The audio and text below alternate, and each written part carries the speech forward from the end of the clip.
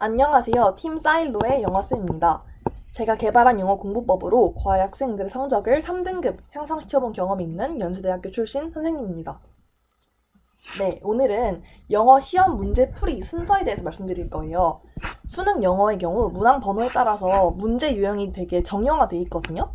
그래서 수능 영어는 사실 얼마나 많은 문제들을 시간 안에 빨리 해결하냐 이 능력을 테스트하는 시험이거든요. 그래서 시간이 부족해서 못 푸는 학생들이 엄청 많아요. 따라서 문제 풀이 순서만 교정해도 등급을 1, 2등급은 향상시킬 수 있고 상위권의 경우 그 등급을 보다 안정화시킬 수 있습니다. 단기간에 성적을 향상시키려면은 쉬운 문제에서 어려운 문제,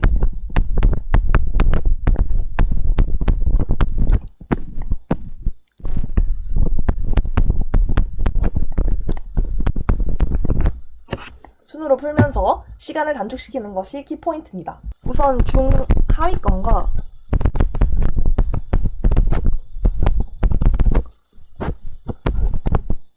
중상위권으로 나눠서 말씀을 드릴게요.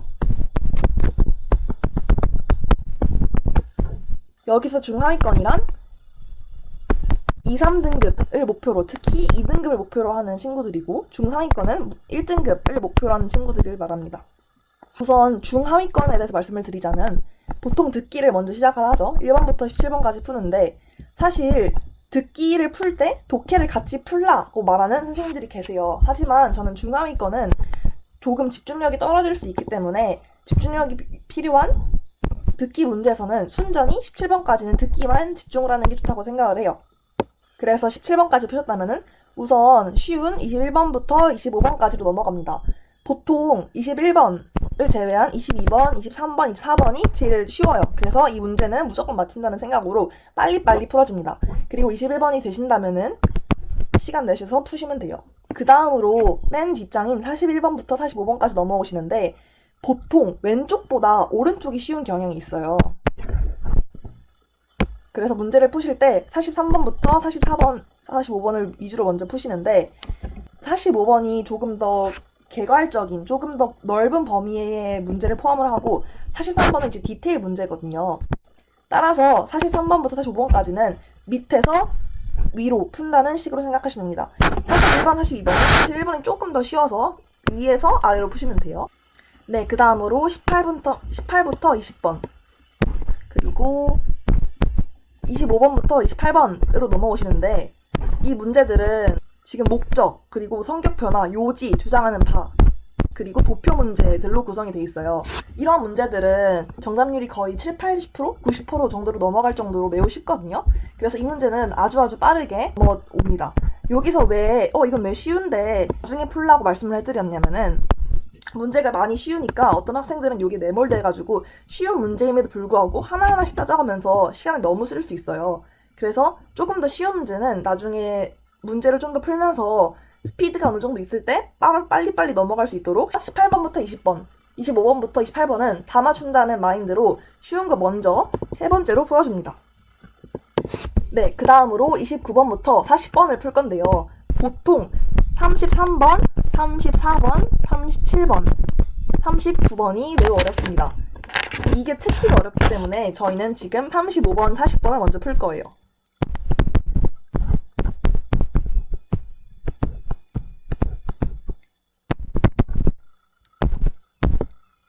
이때 이 요약문은 밑에가 요약문이기 때문에 요약문을 알아야 위에 거를 알아듣기 쉽겠죠? 그래서 이거를 먼저 본 다음에 이거를 풀어줍니다. 이것도 위에서 아래로 보실게요. 네, 이제 대망의 마지막 문제들을 푸시는데 이 문제들은 사실 매우 어려워요. 매우 어렵고 틀려도 되는 문제들이 많기 때문에 이 문제들 중에서는 5문제 이상 맞춘다라는 마인드로 푸시면 돼요. 이때 문제들의 난이도는 그 해 수능에 따라서 다를 수 있으니까 쉬운 거 먼저 풀고 안 되면 바로바로 넘어가는 식으로 푸시면 됩니다.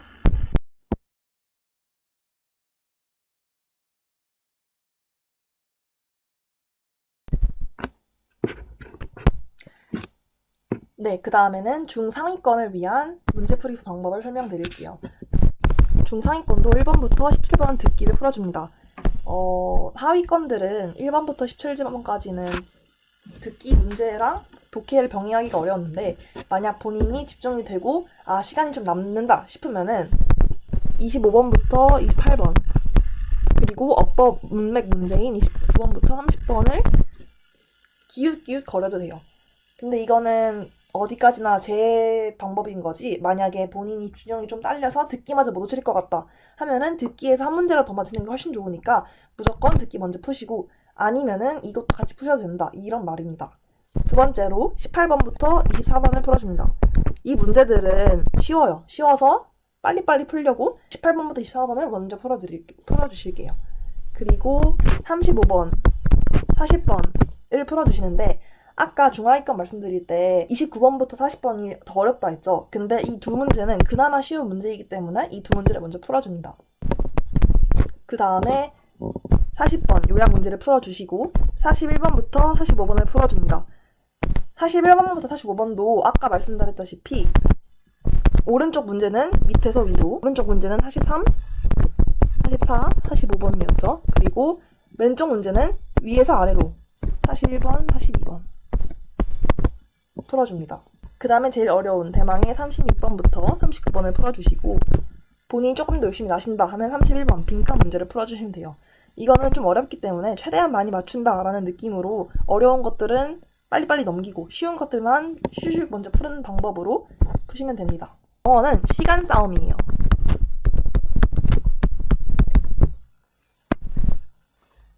보통 국어, 수학, 영어 중에서 영어가 제일 먼저 오른다 하잖아요. 문제가 어렵고 수학처럼 고난이도 문제를 깊은 사고력으로 풀어내는 문제가 아니라 시간 안에 얼마나 빨리 독해할 수 있고 대학 가서 그 많은 영어 서적들을 얼마나 빠른 시간 안에 내 걸로 만들 수 있냐, 이 문제이거든요. 그래서 순서가 되게 중요합니다. 제가 계속 아까 초반부터 순서를 말씀드리는데, 순서만 고쳐도 반등급 이상은 확실하게 올라요. 여기서 1, 2등급을 좀 더 올리려면 이 순서에 익숙해지시는 연습을 해야겠죠. 제가 아는 학생도 2, 3등급 대에서 왔다 갔다 하던 학생이었거든요. 80점대에서 머물러 있던 학생인데 그 학생이 계속 하던 말이, 쌤, 저는 영어도 잘하고 해외에서 유학도 갔다 왔는데 왜 90점대, 100점이 안 나올까요? 라고 물어본 적이 있어요. 그거는 그 친구가 영어를 못한 것도 아니고 노력을 안 한 것도 아니에요. 단지 조그만 방법을 바꾸면은 훨씬 더 빨리 문제를 푸는 방법이 있는데 그 방법을 안 쓰고 꾸역꾸역 그대로 문제를 푸니까 그런 거예요. 따라서 순서를 조금만 바꿔도 본인의 등급이 확실하게 올라갈 겁니다. 네, 이상으로 중하위권부터 중상위권까지 문제풀이 순서를 각각 말씀드렸어요. 1번부터 45번까지 꾸역꾸역 문제를 그대로 푼 학생들이 있으면 이 방법은 무조건 성공할 거예요. 하지만 만일 쌤, 저는 이게 더 쉽고 이 문제를 먼저 푸는 게 훨씬 도움이 돼요 하면은 그 방법 그대로 하시면 돼요. 왜냐하면 문제풀이 순서는 100% 정확한 게 아니라 본인 개개인에 따라서 엄청 달라지거든요. 그래서 본인의 특성을 잘 참고해서 문제풀이 순서를 잘 배분하셨으면 좋겠습니다. 화이팅!